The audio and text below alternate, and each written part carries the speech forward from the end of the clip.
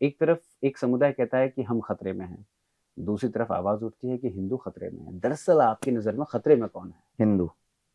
लेकिन हिंदू तो अल्पसंख्यक नहीं है। अल्पसंख्यकों को जो बल दिया गया है उससे हिंदू बहुत कमजोर हो रहा है। जी, लेकिन एक चीज मैं कहना चाहता हूँ, आपको क्या लगता है हिंदू आज ही बढ़ रहा है? 11वीं सदी से पहले शैव और वैष्णव के नाम पर हिंदू बटा है कि शिव बड़े या विष्णु बड़े, इस पर बटा है हिंदू। हजारों लोग कटे। अब तब एक नहीं थे, अब एक कैसे हो जाएंगे? कैसे होंगे एक? समय बदलता है, जी, परिस्थितियां बदलती हैं, जी। क्रांति खड़ी होती है, लोगों के अंदर नए नए विचार प्रकट होते हैं। तो उस समय को अब समय से नहीं तोला जा सकता। पहले विज्ञान का उतना आविष्कार नहीं था, अब विज्ञान का बहुत आविष्कार हो गया। पहले आदमी चलने के लिए पैदल चलता था, आज आदमी उड़ रहा है। ऐसे नहीं कह सकते हैं कि पहले जो हो चुका वो अब नहीं होगा, या पहले जो हुआ है या पहले जो जैसी परिस्थिति वो अब रहेगी। ये कहना ही मूर्खता है। उस परिस्थिति के चलते ही तो मुगल भारत में आए। 12वीं सदी में पहला पृथ्वीराज चौहान के साथ युद्ध हुआ था, ऑफिशियल तौर पर अगर देखा जाए तो। जी, अगर आपस में नहीं बढ़ते तो शायद मुगल भारत में नहीं आते।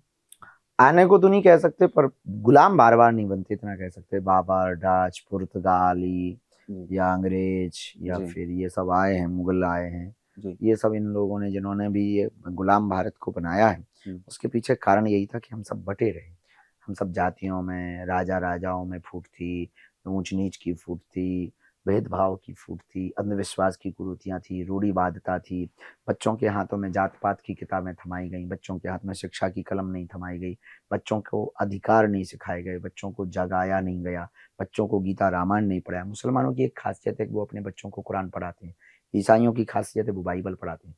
हिंदुओं का एक दुर्भाग्य और मूर्खता है और कायरता है, वो बच्चों को गीता रामायण नहीं पढ़ाते।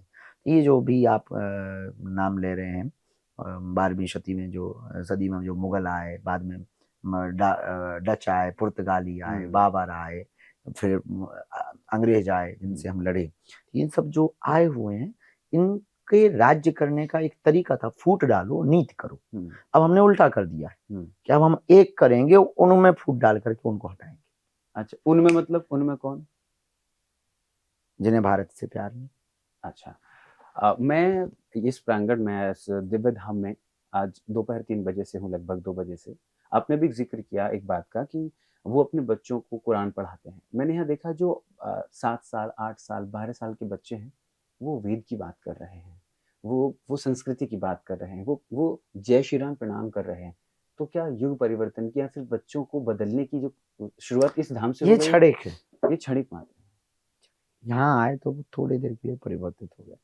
वास्तविक स्थिर परिवर्तन तो माता पिता की शिक्षा से होगा, हम उसकी बात कर रहे हैं। क्षणिक की हम बात नहीं करते, ये सब क्षणिक है। आपने कैमरा लगा रखा है, क्षणिक है, कुछ देर में ये बंद होगा। स्थिर चाहिए। वो बच्ची स्थिरता की बात करें, मैंने जैसे उनसे बात की कि आपके अंदर मतलब आप क्या चाहते हो? कि हम वेदों का ज्ञान चाहते हैं, हम आराम से जाएंगे। हमने उनसे पूछने की कोशिश की कि आपको मतलब ज्ञान, बोले धाम से ज्ञान प्राप्त हुआ।